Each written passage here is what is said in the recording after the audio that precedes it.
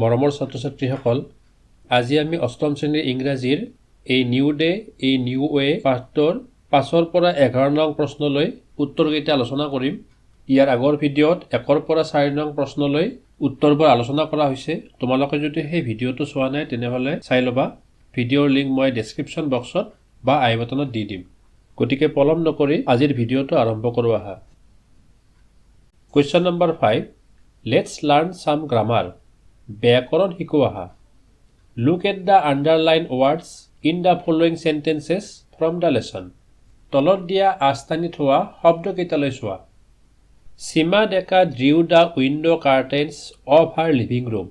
Without switching on the light, she sat on the edge of her bed, lost in thought. এই বাক্য দুটাত কেইটামান শব্দৰ তলত আণ্ডাৰলাইন কৰি দিয়া আছে। বক্সৰ ভিতৰত কি লিখা আছে চোৱা। The underlined words on, of and in are prepositions. A preposition is a word usually placed before a noun or a pronoun to show its relation to a place, time, cause, purpose or means. আস্থানিত হোৱা শব্দ on, of আৰু in হৈছে preposition. Preposition হৈছে এটা শব্দ যি সাধাৰণতে বিশেষ্য বা সৰ্বনামৰ আগত বহুৱাই স্থান, সময়, কাৰণ, উদ্দেশ্য বা উপায়ৰ সৈতে ইয়াৰ সম্পৰ্ক দেখুওৱা হয়। Here are some common types of preposition. ইয়াত কেইটামান প্ৰিপজিশ্যনৰ সচৰাচৰ প্ৰকাৰ দিয়া হৈছে। অৰ্থাৎ ইয়াত কেইটামান প্ৰিপজিশ্যনৰ প্ৰকাৰ দিয়া হৈছে। ডে দিনত, অৰ্থাৎ সিহঁতে নিৰূপিত কৰে।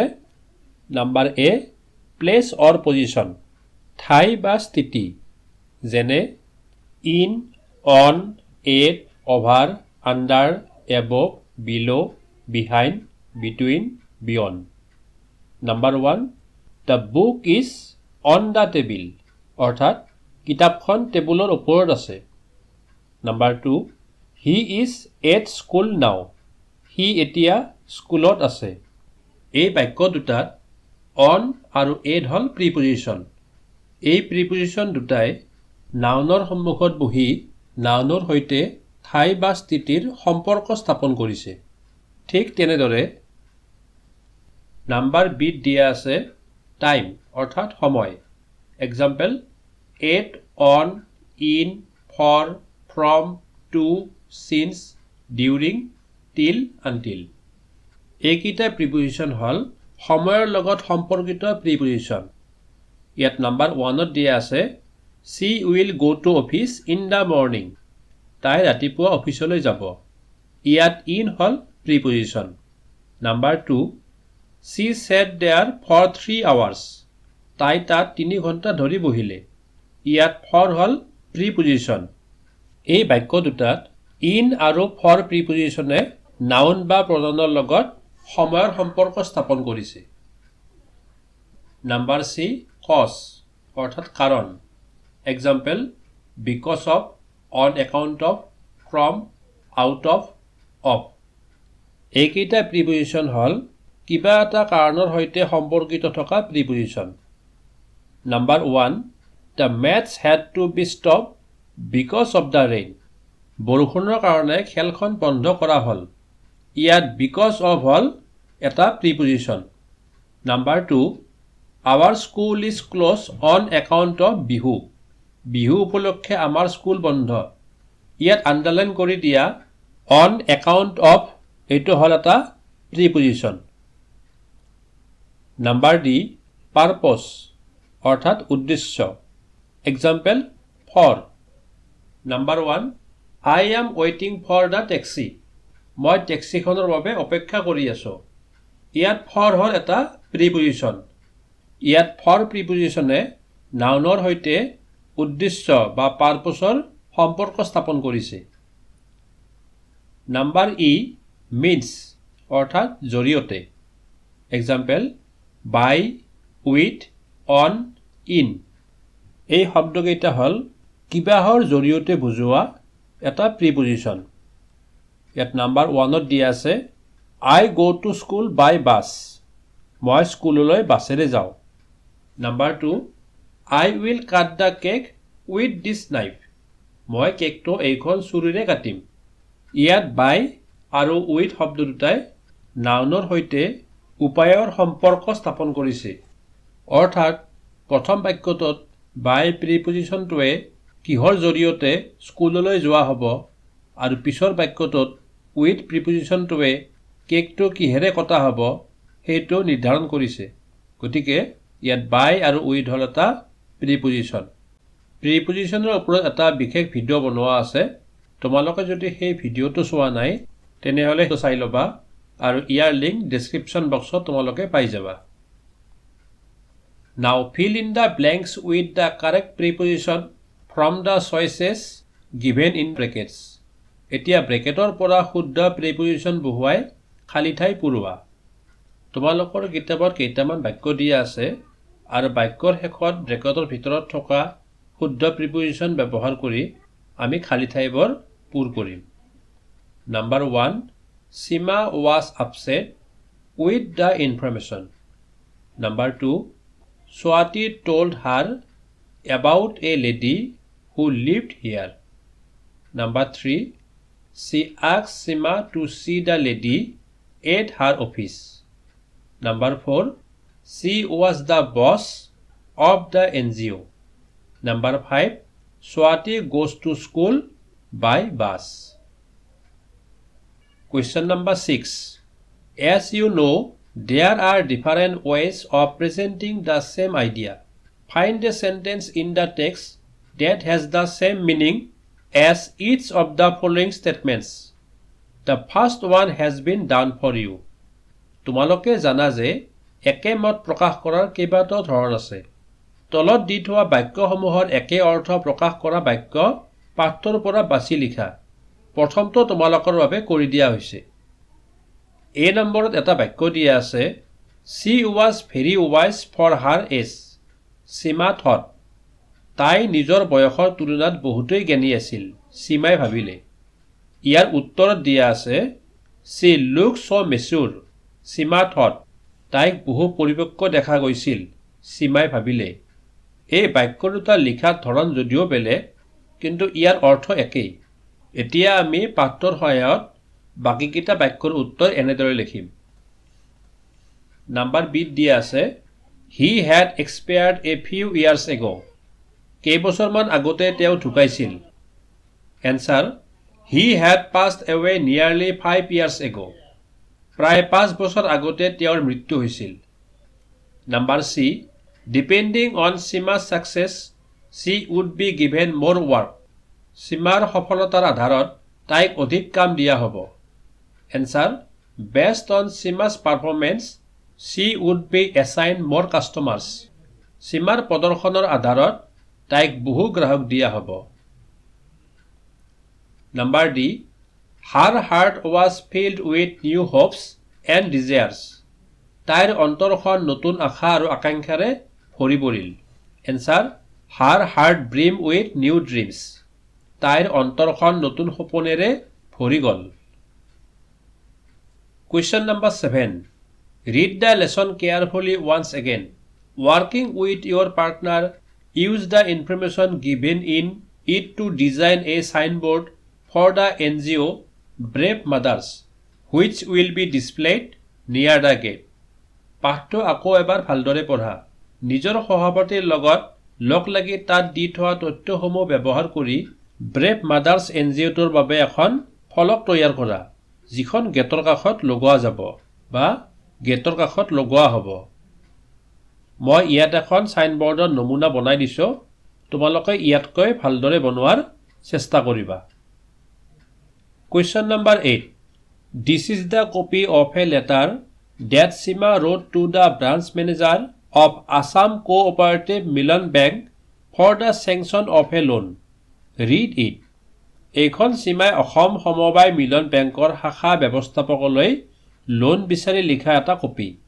এইখন পঢ়া। To the branch manager, Assam Cooperative Milan Bank, Naharguri, Assam. Date 1 January 2019. Subject, Application for sanction of a loan amount of ₹10,000. ইয়াত বিষয় হল 10,000 টকাৰ লোন স্বীকৃতিৰ বাবে আবেদন। Sir, I have been a customer with your bank for over 5 years. মই যোৱা 5 বছৰৰ পৰা আপোনাৰ বেংকৰ গ্ৰাহক। I would like to apply for a personal loan of rupees 10,000 to set up a catering business. মই কেটাৰিং ব্যৱসায় স্থাপিত কৰিবৰ বাবে এটা 10,000 টকাৰ ব্যক্তিগত লোনৰ বাবে আবেদন কৰিব বিচাৰোঁ। I have done the necessary market survey and have submitted all the necessary documents. মই আৱশ্যকীয় বজাৰ নিৰীক্ষণ কৰিলোঁ আৰু সকলো আৱশ্যকীয় নথিপত্ৰ জমা কৰিলোঁ। I will be very grateful if you could sanction the loan at the earliest. যিমান পাৰি সোনকালে যদি আপুনি মোৰ লোনটোৰ মঞ্জুৰি দিয়ে মই আপোনাৰ ওচৰত চিৰকৃতজ্ঞ হৈ ৰ'ম। Thank you and looking forward to hearing from you. ধন্যবাদ, আপোনাৰ উত্তৰৰ অপেক্ষাত ৰ'লো। Yours faithfully, সীমা ডেকা। আপোনাৰ বিশ্বাসী সীমা ডেকা। Now write a similar letter to brave mothers asking for a loan to set up your toy making business. Carefully note how to begin and end the letter. Also note how the date, subject line and salutation are written. এতিয়া তোমাৰ পুতলা বনোৱা ব্যৱসায় খোলাৰ বাবে loan বিচাৰি এনেকুৱা একে এখন আবেদন ব্ৰেভ মাদাৰ্ছলৈ লিখা। ভালদৰে মন কৰিবা কেনেকৈ আবেদনখন আৰম্ভ আৰু সমাপ্ত কৰিবা। তাৰিখ, বিষয় আৰু অভিবাদন কেনেকৈ লিখা আছে মন কৰিবা। এতিয়া আমি ওপৰত থকা এপ্লিকেশ্যনৰ নিচিনাকৈ আকৌ এখন এপ্লিকেশ্যন লিখিম আৰু এই এপ্লিকেশ্যনখন তোমালোকে ভালদৰে চাই লোৱা। To Brave Mothers NGO, date 6 December 21, subject application for sanction of loan. Sir, I have been taking toy making training under your NGO since a long time. Now, as my training season is going to end soon, I would like to request for a loan so that I could set up my own toy making business. I will be very grateful if you could grant me the loan at the earliest. Thank you and looking forward to hearing from you. Yours faithfully, XYZ. উক্ত আবেদনখনত কোৱা হৈছে যে মই আপোনালোকৰ NGOত বহু সময়ৰ পৰা পুতলা বনোৱা প্ৰশিক্ষণ লৈ আছোঁ। এতিয়া যিহেতু মোৰ প্ৰশিক্ষণৰ সময় সোনকালে সমাপ্ত হ'ব সেইবাবে মই নিজৰ পুতলা বনোৱা ব্যৱসায় খুলিবৰ বাবে এটা লোনৰ আবেদন কৰিছোঁ। যিমান পাৰি সোনকালে যদি আপোনালোকে মোৰ লোনটোৰ মঞ্জুৰি দিয়ে মই আপোনালোকৰ ওচৰত চিৰকৃতজ্ঞ হৈ ৰ'ম। ধন্যবাদ, আপোনালোকৰ উত্তৰৰ অপেক্ষাত ৰ'লো। আপোনাৰ বিশ্বাসী XYZ. Question number 9. In the lesson, Swati tells her mother that she would call up the NGO Brave Mothers. She would seek help from the representative from the NGO who had visited her school to create awareness on entrepreneurship development and self-reliance. পাৰ্টিত ছোৱাতীয়ে মাকক কয় যে তাই NGO brave মাদাৰ্ছলৈ phone কৰিব। তাই NGOটোৰ প্ৰতিনিধিগৰাকীৰ সহায় বিচাৰিব যি তাইৰ স্কুললৈ উদ্যোক্তা বিকাশ আৰু স্বনিৰ্ভৰতাৰ ওপৰত সৃষ্টি সচেতনতাৰ বাবে আহিছিল। Now work in pairs. Imagine one of you is Swati's mother and the other is the lady from Brave Mothers. Write a telephonic conversation between Swati's mother and the lady. Note down the conversation and enact it before the class. এতিয়া জোৰ হৈ বা জুৰীয়াকৈ কাম কৰা। ধৰি লোৱা তোমালোকৰ এগৰাকী হৈছে স্বাতীৰ মাক আৰু আনগৰাকী হৈছে ব্ৰেভ মাদাৰ্ছৰ মহিলাগৰাকী। স্বাতীৰ মাক আৰু মহিলাগৰাকীৰ বাৰ্তালাপবোৰ লিখা আৰু ক্লাছৰ আগত অভিনয় কৰি দেখুওৱা। Answer: Swati's mother. Hello ma'am. The lady. Hello. How may I help you? Swati's mother. Ma'am, my name is Sima. I have heard about your organization from my daughter as you have visited there. I would like to let you know that I am thinking of setting up my own business and would be grateful if your NGO can help me with it. The lady, yes, Sima. Our NGO has helped many women like you. Please visit our office tomorrow by 10 a.m. and we will discuss it further. Swati's mother, thank you so much, ma'am, for your kind response. I will surely visit tomorrow. The lady, you are welcome, Sima.